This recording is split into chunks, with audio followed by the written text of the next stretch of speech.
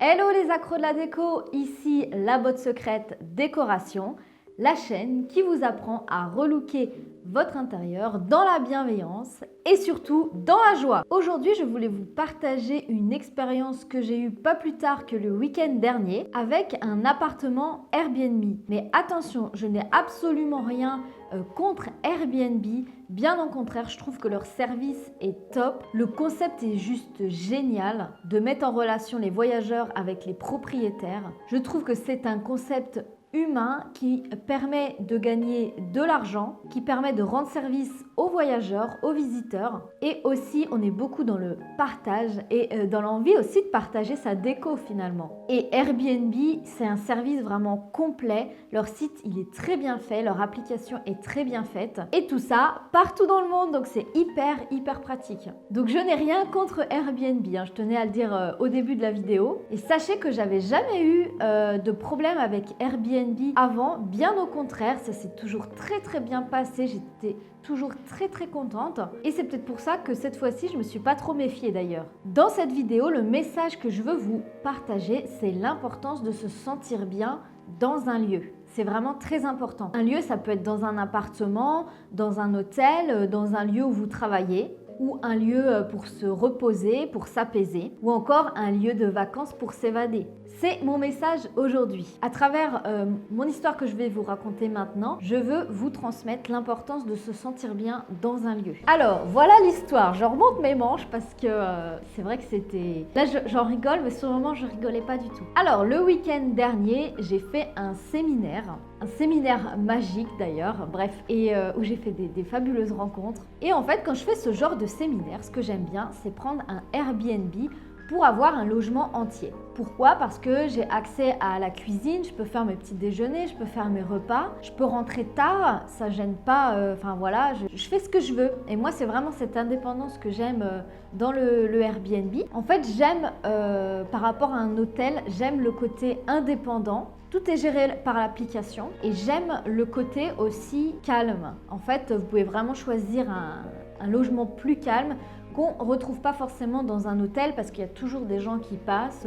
Je ne sais pas pourquoi dans les hôtels, les gens, ils n'en ont rien à foutre des autres gens et ils font du bruit, comme s'ils déménageaient toute la nuit, enfin je sais pas, bref.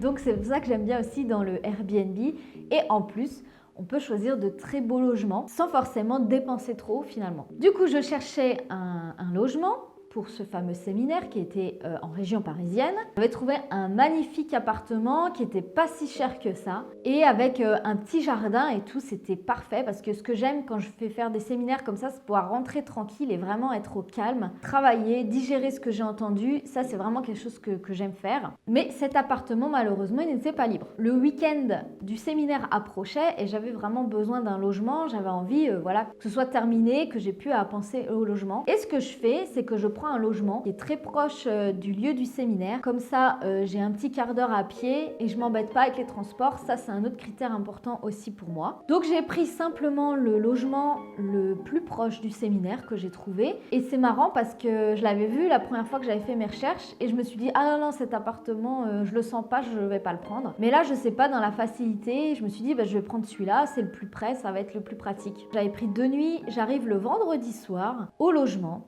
dans un petit quartier résidentiel avec que des petits immeubles, enfin vraiment quelque chose de très petite ville en fait, vraiment quelque chose de sympa, le quartier est vraiment sympa. Je prends le digicode, déjà le digicode marchait pas et la porte était ouverte finalement.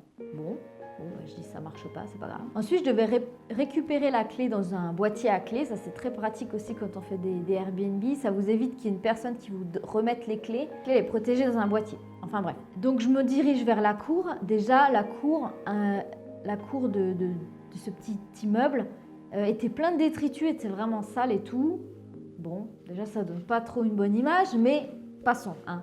Je me rends compte que le logement, il est en rez-de-chaussée. Donc, j'ouvre la porte. Et déjà, elle n'était pas fermée à clé cette porte. Elle avait juste, vous savez, c'est les portes des appartements parisiens. Vous avez, quand vous tournez la porte, ça vous sert de poignée. Et après, si vous refaites un tour, ça ferme votre porte. Et bien en fait, là, il y avait juste la clé qui tournait comme une poignée. Mais sinon, elle ne fermait pas à clé. Donc je rentre dans l'appartement.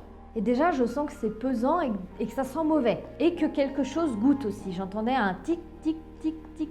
Bon, j'allume les lumières parce qu'on était en fin de journée et qu'il faisait déjà presque nuit. J'allume les lumières et là, je sais pas, je me sens mal. La salle de bain, elle est vieillotte. Vous savez, les vieux toilettes où on tire la chasse comme ça avec la chaînette et tout, c'était des toilettes comme ça. Tout petit, enfin bon, ça c'est pas important, mais je me voyais pas trop me doucher quand même dans cet espace. Je suis rentrée, j'avais l'impression que c'était un squat. Il y avait un plaid sur le canapé, histoire de cacher le canapé. Enfin, j'ai vraiment eu cette impression-là. Il faisait très froid dans cet appartement. J'ai remarqué que les vitres, elles étaient en simple vitrage, qu'il y avait des vitres de cassées dans cet appartement. Et là, je me sentais très très mal, très très mal. Je suis allée dans la chambre, parce que je me dis, bon bah à la limite, je vais m'enfermer dans la chambre et puis ça ira bien. Sauf que pareil, je ne sentais pas du tout, j'avais pas du tout envie de me glisser dans le lit alors qu'il était propre, hein.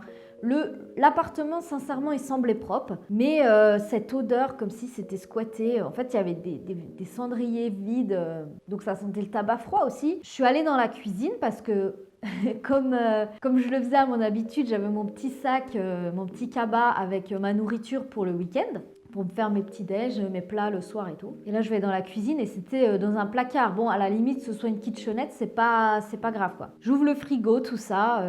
Et en fait, le petit tic-tic-tic, c'était le robinet de la cuisine qui était mal fermé. Donc, je l'ai bien fermé pour éviter que ça goûte, hein, évidemment. Et là, je me dis, mais il fait super froid, il fait super humide. Enfin, je sais pas si vous voyez les anciens appartements comme ça, assez haut de plafond, en simple vitrage. J'entendais tous les bruits de dehors de la rue alors que j'étais côté cour. Je me dis, mais je vais jamais pouvoir dormir, je vais jamais pouvoir me reposer, je me sens mal, je me sens vraiment mal. En fait, à ce moment-là, tout se brouille, je me dis, mais ça va être horrible, je vais passer un week-end horrible alors que je me réjouissais de ce séminaire. Je me disais, mais je vais être trop mal, je vais pas pouvoir me reposer, je vais pas pouvoir travailler dans ces conditions. Je décide de mettre le seul et unique radiateur de l'appartement, alors que l'appartement, il y avait un salon, une kitchenette, une petite salle de bain, une entrée et la chambre, qui était quand même grande, et il n'y avait qu'un radiateur. Donc je le mets en route, et là je me décide de contacter le propriétaire de l'appartement. Je lui demande s'il y a du chauffage, je lui demande si la porte ferme à clé, parce que ça me dérangeait beaucoup.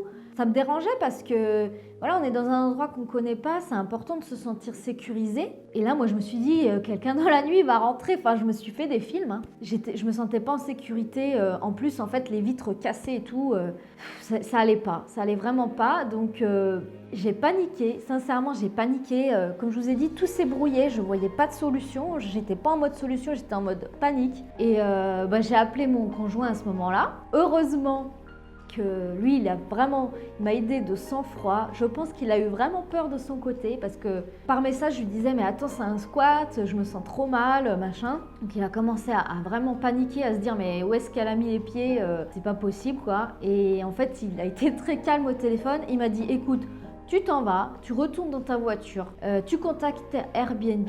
Il m'a même dit, je contacte Airbnb pour leur dire, voilà, ce qui se passe. Je te prends un hôtel le plus près de ton séminaire. Et moi, ça m'a rassurée sur le coup. Je me suis dit, bah oui, de toute façon, je peux pas dormir là, je peux pas rester là. Oui, je vais faire ça. Je reprends ma petite valise, je reprends mon sac, mon cabas de nourriture, je ferme l'appartement, je redépose la clé. D'ailleurs, vous voyez, j'ai pas d'image de cet appartement parce que déjà, j'ai pas envie, de montrer cet appartement, et en même temps j'ai pas du tout pensé à prendre des photos ni à filmer. En plus c'était ça, j'avais choisi un appartement qui me plaisait, entre guillemets, qui était sympa, et je me suis dit je ferai une vidéo déco sur la déco de cet appartement, quoi. Souvent c'est ce que je fais ça quand je suis en déplacement, et j'aime bien faire une petite vidéo d'ambiance pour vous filmer l'appartement, voilà, tout simplement. Et là j'avais même pas envie, quoi, enfin j'ai même pas pensé. J'y ai même pas pensé. Donc bon, me voilà dans ma voiture, tout s'est arrangé, j'ai fini dans un hôtel Ibis qui était très bien, hein, c'était très bien. J'étais rassurée parce que j'étais au chaud, je pouvais prendre une douche dans une douche propre. Voilà, c'est des choses toutes simples, mais vraiment le confort intérieur, ça change tout, quoi. J'étais à un quart d'heure, 20 minutes à pied du séminaire, donc c'était parfait. J'avais vu sur le périph' et vu sur le cimetière, mais bon, c'est pas grave, ça à la limite ça me gênait pas du tout, c'était très très bien isolé. Par contre c'est vrai que la nuit c'était brillant, je sais pas, c'était bruyant, pas brillant, c'était bruyant. Je sais pas ce qu'ils font les gens la nuit, ils bougent des meubles, je sais pas, ils parlent fort, je sais pas, expliquez-moi, je sais pas. Tout s'est bien passé après.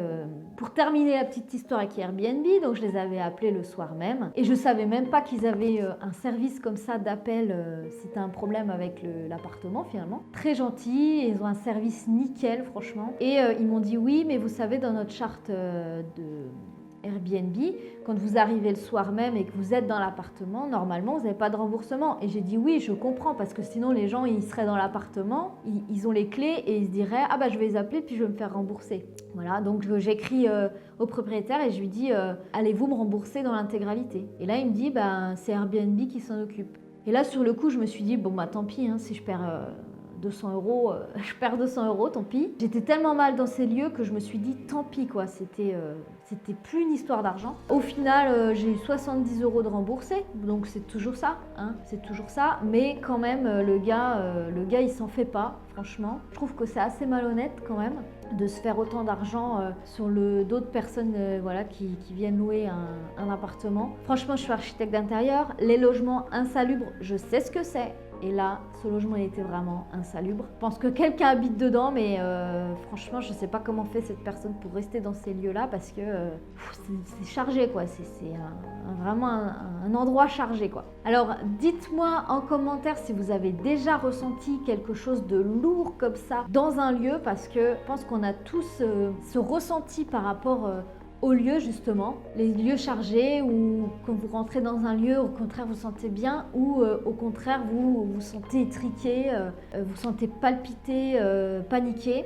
Dites-moi ça en commentaire et dites-moi aussi si vous aimez ce genre de vidéo un petit peu histoire, événements, les choses un peu marrantes qui se sont passées par rapport à la déco. Dites-moi ça en commentaire. Je vous souhaite une bonne semaine et on se retrouve samedi.